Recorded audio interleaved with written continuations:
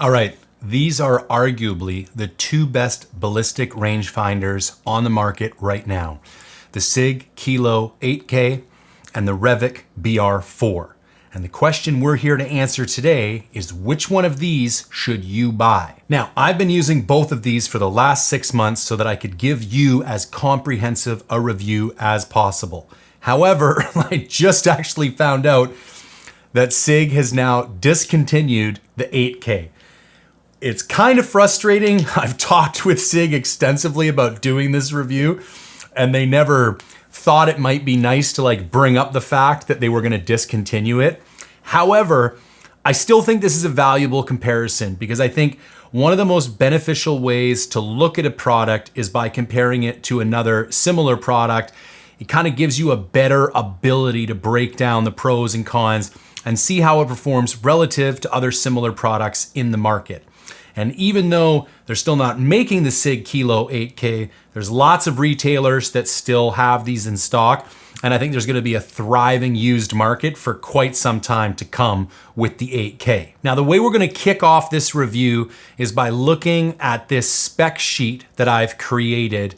And this was my attempt at creating a series of categories that would kind of showcase all of the different elements that I think are important to hunters who are interested in this category of long-range ballistic rangefinders that have onboard environmental sensors. So we are going to look at magnification, ranging speed, ranging distance, range accuracy, ballistic solver, ballistic solution accuracy, truing, user interface, button layout, size and weight, weather resistance, tripod mount, archery mode, app integration, environmental sensors, display quality, price, and battery type and life. I'm gonna lay out the performance of each of these products in a given category, and then I'm gonna give you my subjective opinion about my experience working with each of these products. So first up, magnification.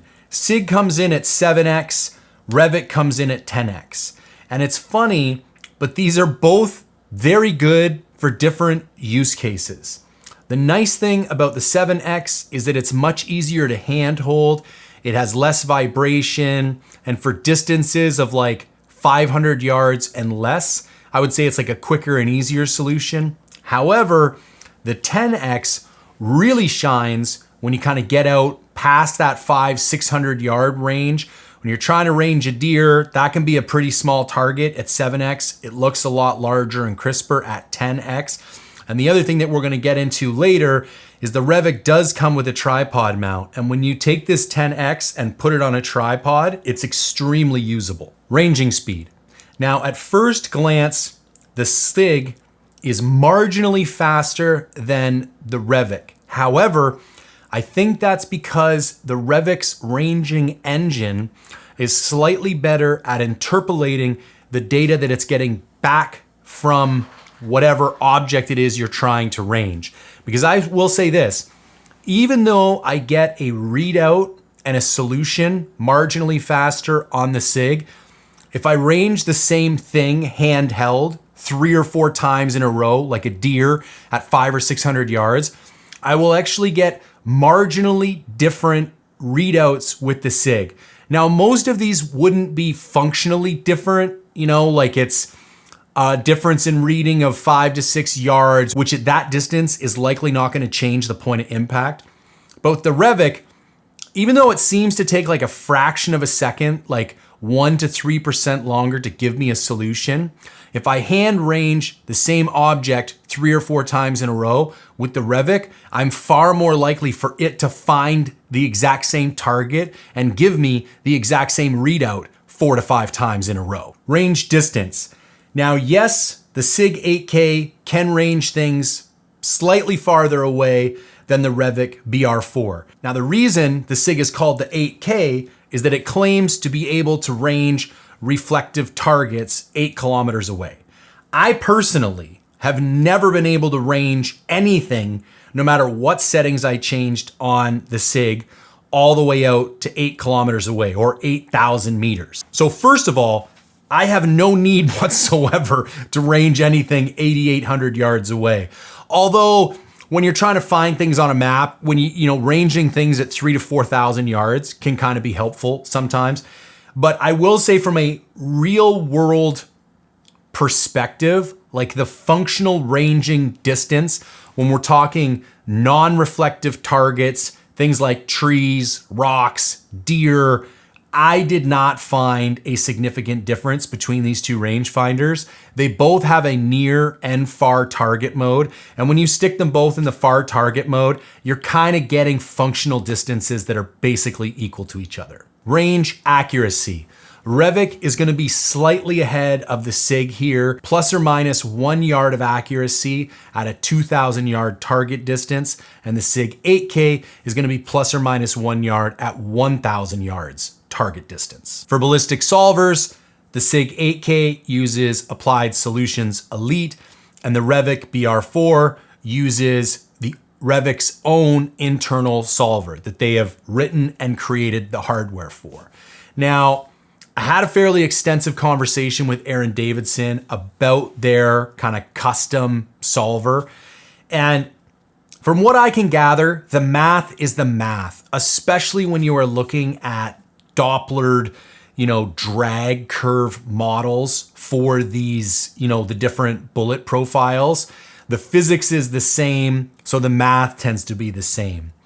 Where Revic claims to be superior is in their hardware integration of that math, and when the solutions become pretty extreme, like when you're dealing with really steep inclines and declines, they would argue that the superior hardware integration creates, better, quicker, more accurate solutions.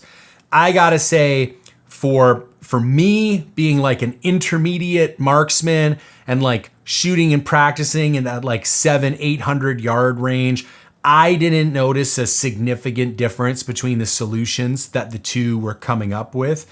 The Revic is at least as good as Applied Ballistics, possibly marginally better. Now, if we want to talk about the actual engines themselves, I do have one significant problem with Applied Ballistics.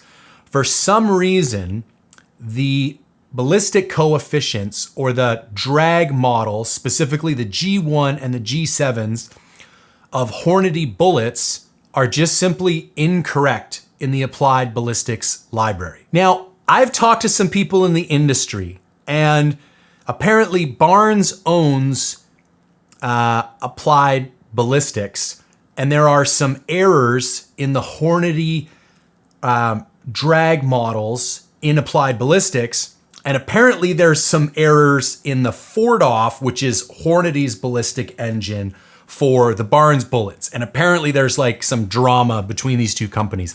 I don't know if that's true or not. Here's what I do know. Now, I'm pulling up a screenshot of the ballistics library from Applied Ballistics Elite, the ballistics library from Revic, and then the ballistics from Hornady's own website.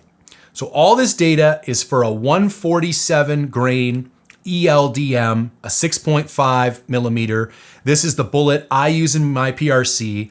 Now we can see that when we go into the library for Applied Ballistics, it gives you a G1 of 0.614. But if you go into the Revic library, or if you go to the Hornady data itself, it gives it a 0.697 G1. So a fairly, significantly superior ballistic coefficient than the Applied Ballistics library gives it credit for. And if you flip over to the G7, it basically gives you the exact same discrepancy. And here's the thing, we're gonna get into truing later on, but I can say unequivocally that the 0.697 ballistic coefficient, when you use it, gets you much closer or requires much less truing. So I would say in real world circumstances, that is significantly closer to the actual drag of the curve. Now, with everything being Dopplered these days, I don't really see a benefit of using the G1 or the G7. However, what I do have a problem with is Applied Ballistics knowingly using inaccurate data. It kind of calls into question for me some of the other things going on inside the engine, or at least creates a little bit of doubt for me. I'm like, if you had access to the correct data, why are you using the incorrect data? Because if that hadn't have been called out to me, that you need to manually input the ballistic coefficient for Hornady bullets, I would have just picked my bullet from the drop-down list and went about my business. Like, I'm supposed to be able to trust the data in the engine, but apparently you can't. Now, that leads us to truing. I'm not gonna do a deep dive on truing. Suffice it to say, when you enter all your data into a ballistics rangefinder or an app, it is going to give you a projection of what your bullet should do under ideal circumstances. You then go out and shoot your bullet as far as you can, but not so far that it goes transonic. And you note the real world performance in comparison to the projected model. You might be a little higher, you might be a little lower. And once you've noted that discrepancy, you feed that data back into your solver and you true your solver to make the projected model match up with the real world circumstances that you found. And normally all solutions need to be trued to some degree. And we could have a very in-depth conversation about why that occurs and how you do that and all the rest of it. We just need to know that both of these products have different ways to true your data. And they both happen through the app, the BDX app for the SIG KILO8K and the Revic Ops app for the Revic.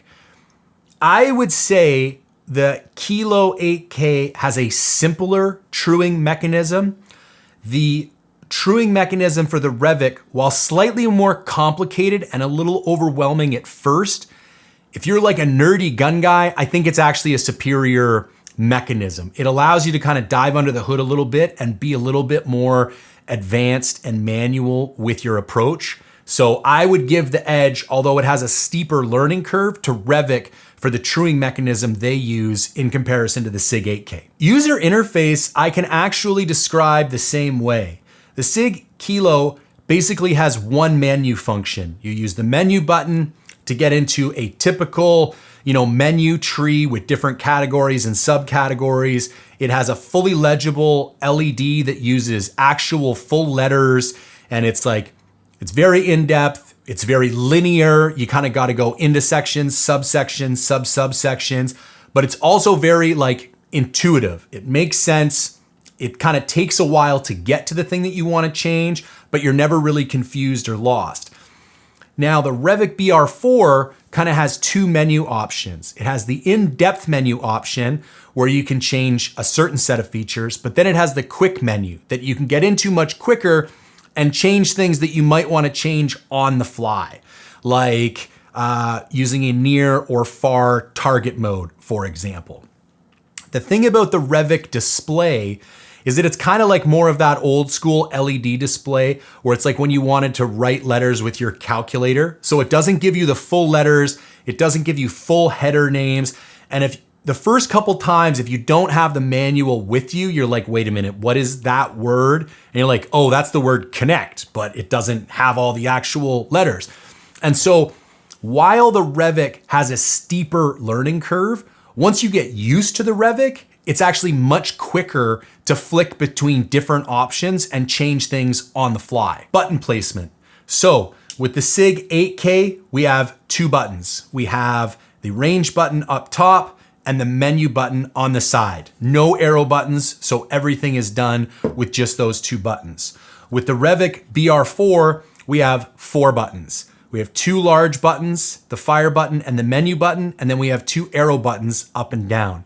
When I first started using the Revic, it kind of bugged me because I would hit the menu button instead of the fire button. But again, you're gonna see this theme of the Revic stuff that it takes a little bit longer to get used to, but once you're used to it, the first impression is that it's clunky, but then once you get used to it, it's like, oh, this is actually significantly better because you can actually put both fingers on here when you want to flip through stuff, and you can use this to activate the menu and then just kind of go up and down as you need to. And then you use your fire button as like your OK in the menu system. And once I got used to that, I never had to worry about accidentally hitting. I just always put the 2 fingers there, and then I just use the index finger to fire, and then I use my middle finger if I need to activate the menu button. Size and weight. The SIG is slightly smaller, kind of in all dimensions. It's a little bit narrower, a little bit shorter, not quite as long. And the Revic is a little bit beefier overall. And the Revic also weighs 2 ounces more than the SIG. And I will say the SIG has a better fit in most rangefinder pouches, where the Revic can be like a little bit too big to some, and then you get into like the bigger, bulkier rangefinder pockets. It's one of my only real frustrations with the Revic. It's already 30% smaller than their last model, and I would hope, you know, in 2 to 3 years when they come out with the next model, if they could just shave it down like another 15 or 20% to get it into the form factor of the size of the SIG, I would be over the moon because it would fit better in most of my rangefinder pockets. Weather resistance. SIG kind of falls flat, and maybe that's part of the redesign that's going on. And when they release a new product to kind of replace what used to be the SIG 8K, it only comes in at IPX4. The Revic BR4 comes in at IP67. Now, IP stands for ingress protection.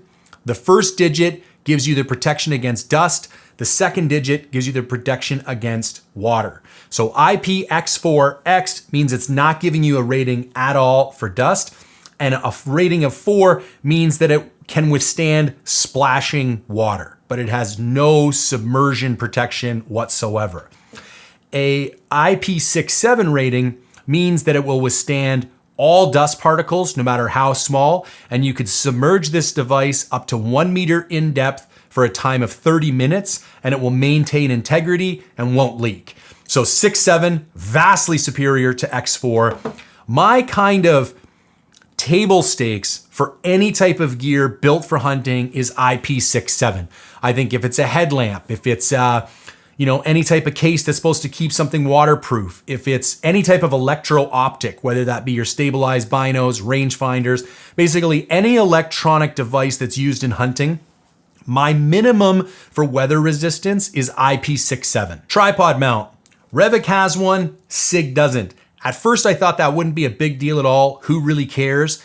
After using them, it's surprising how handy a tripod mount on your rangefinder can be, especially now when you have things like monopods, or you have the Argali trekking poles that you can put a stud in with a little Arca receptacle, or the MTN Gear mountain stick has a little Picatinny rail attachment, so you could actually put a small pick rail on the bottom of this, and then you can put this on top of your walking stick. Super handy to just pop it in real quick and stabilize. Like if you want to shoot something 1,000 yards away, ranging that offhand is slightly dubious. Archery mode. Gotta give this one to the SIG. If you just enter in the speed of your projectile, you don't enter in the mass, you don't enter in anything else. If you just enter in the speed of your projectile, it will cut your slope and do some other functions. But the Revic has no archery mode whatsoever. So that is a bit of a drawback. If you are kind of a dual mode hunter and you do archery and rifle hunting, you will need a separate rangefinder for your archery hunting. Now, while the SIG has archery mode, it's a fairly basic archery functions. Like one of the cool things that, for instance, the full draw rangefinder from Leupold does is it will actually highlight any objects that are in your arc of your arrow. Because sometimes you're looking at your target and your path looks clear, but for where your pin is, your arrow is actually gonna go significantly higher. And if you have any branches kind of in that contact zone, the full draw rangefinder will highlight those. And actually, when I was talking to Aaron about the Revic, I said to him, when are you guys gonna have an archery mode? Because that's really only one of the deal breakers for me. Like with rangefinders that are over $1,000, why do I now got to spend another couple $100 on a rangefinder that's suitable just for archery? And me being a guide, Sometimes I have an archery guy who'll be like, listen, I'm gonna try with my bow, but worst case scenario, if we gotta use a gun, I'll use a gun. So sometimes you're out hunting and they wanna kill a bear with a bow, but then you see a magnum bear at 400 yards and they're like, okay, screw it, give me your gun. And so you might need to switch back between ranging for archery and ranging for rifle at a moment's notice. I'm not gonna walk around with two different rangefinders. And one of the things Aaron said is they finally finished designing or completing the math for the archery engine. And in the newer updated BR10 range-finding binoculars, they have all the display readouts necessary because what they think was lacking in the mechanisms or the archery modes is like any way to indicate wind and have an inch readout for like what your hold should be so that you would know, okay, I've got a 5 hour, 90 degree wind coming from left to right. So I need to hold at this distance with a projectile of this mass, 6 inches left into the wind. When you put that in, when they finally release their archery mode, you'll be able to put that in, ping your target, and it will not only give you your cut slope adjustments, it will also give you your wind hold in inches, which I'm super excited for because I don't see anyone else implementing that in their rangefinders right now. But for now, archery mode on the SIG, no archery mode on the Revic. App integration. As I already mentioned, SIG uses BDX, Revic uses Revic Ops. There are some fundamental differences between these two apps and how they kind of walk you through creating a profile. I would have to say my personal preference is Revic, but it's not like either of these are vastly superior to each other. However, the SIG integrates with Onyx. So you can range a spot and it will drop a pin in Onyx. You cannot do that with the BR4. You can do it with the B10 range-finding binoculars, the second generations that just came out. They have the ray point feature and you can change your base map to Onyx and you can fire a pin in those binoculars and it will drop a point on Onyx. The issue with this feature in the SIG is that I have both the second generation SIG 10K binos and this SIG 8K rangefinder. The compasses in both are shit. I have texted SIG about this multiple times.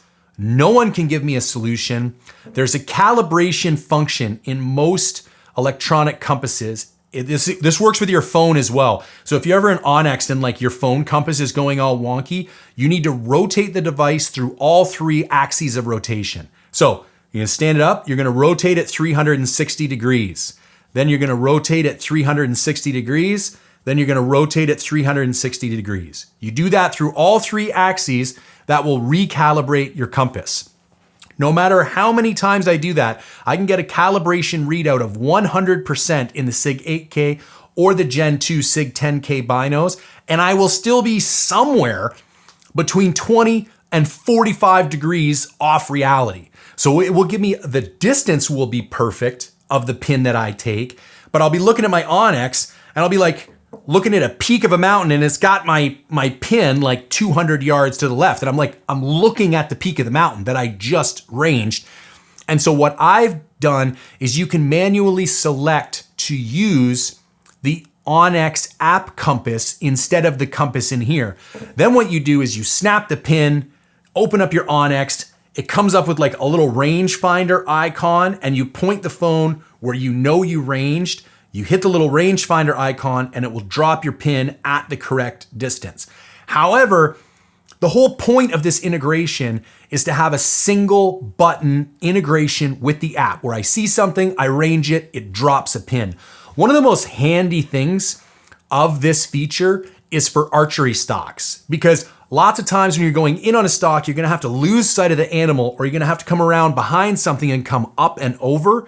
And so to be able to range where you wanna go, drop a pin, and then drop out of sight and come all the way up with supreme confidence about where your pin is, awesome feature. However, the fact that with 2 completely different devices, I still can't get a compass reading that I can trust, that's like, you can kind of do the same thing already, like just take a range and then go into your Onyx and manually drop a point. So it saves you a little bit of time, but it's not nearly as, well executed as it should be. Environmental sensors, both of them are fully outfitted.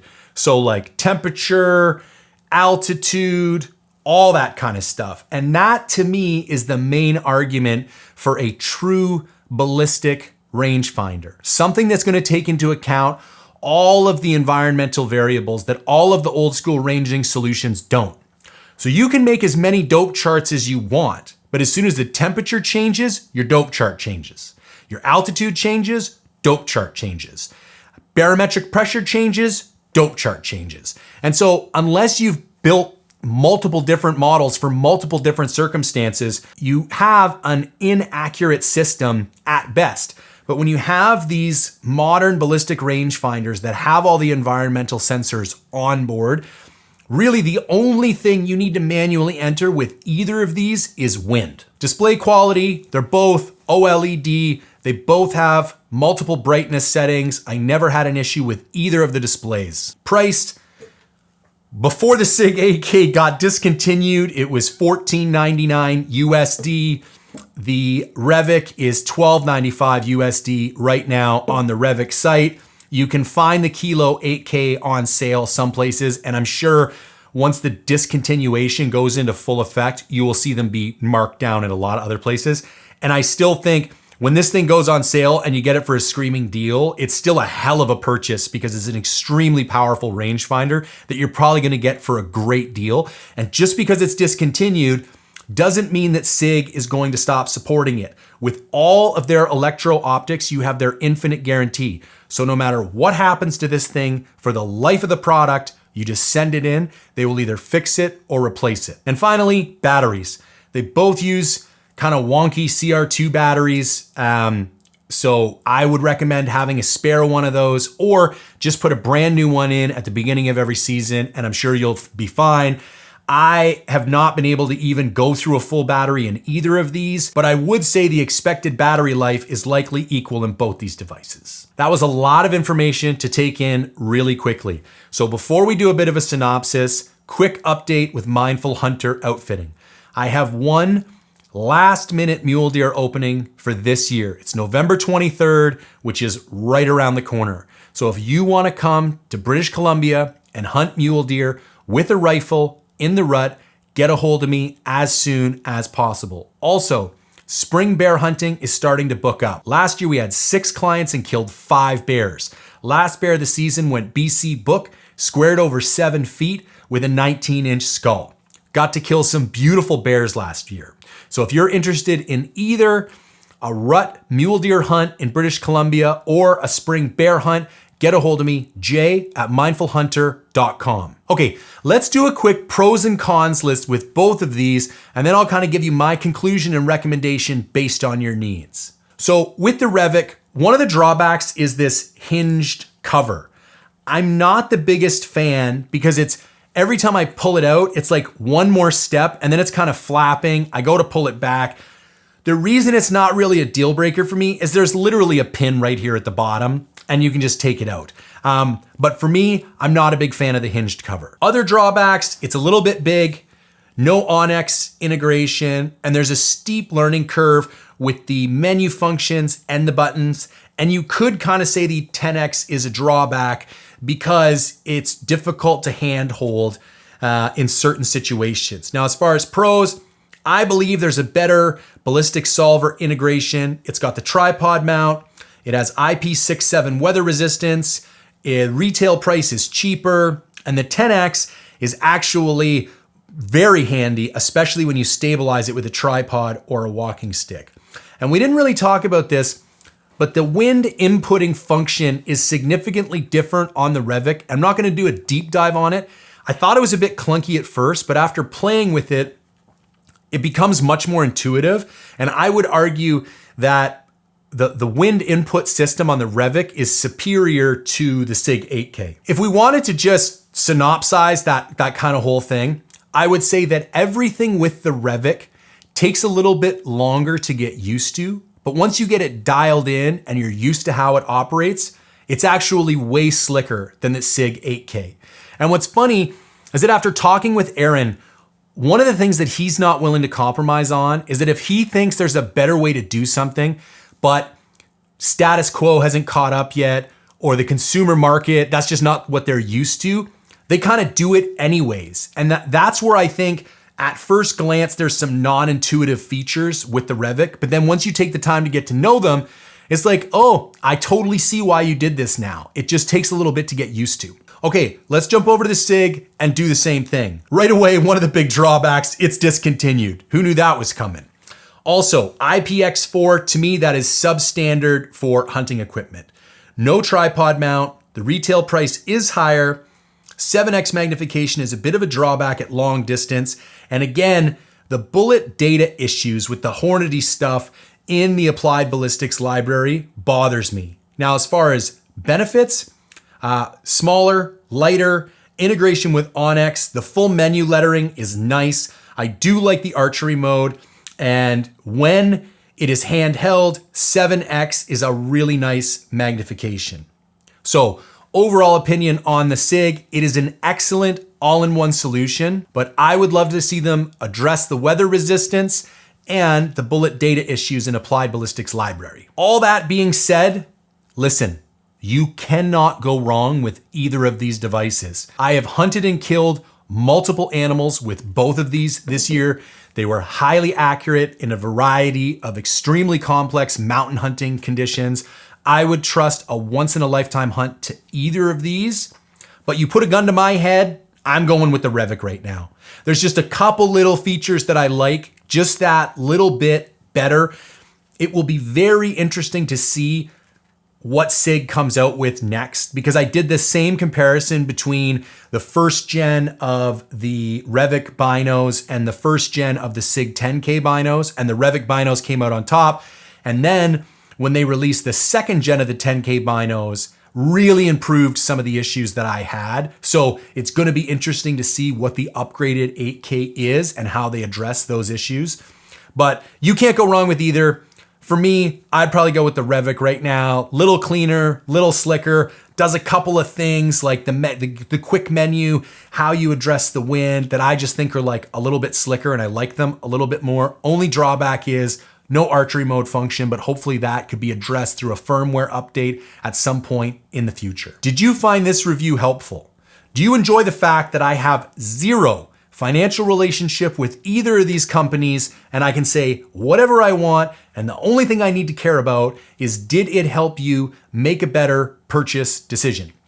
If that is helpful and you do enjoy that, I would appreciate your support. And the way you do that is you go to mindful-reviews.com. Pick one of the subscription plans, join up. There's a thriving community. We're almost at 500 members, very supportive people, answering all the questions you need. I also have a monthly giveaway for all of the lifetime members. So head on over, mindful-reviews.com, grab a subscription today. I would greatly appreciate the support. Also, if you could engage with this content in any way, shape, or form, like, comment, share, subscribe, I would greatly appreciate it, as YouTube does not naturally boost hunting content up in the algorithm. So if you guys could help me kind of manually push it up there, it would help me out a lot. And as always, thank you for tuning in.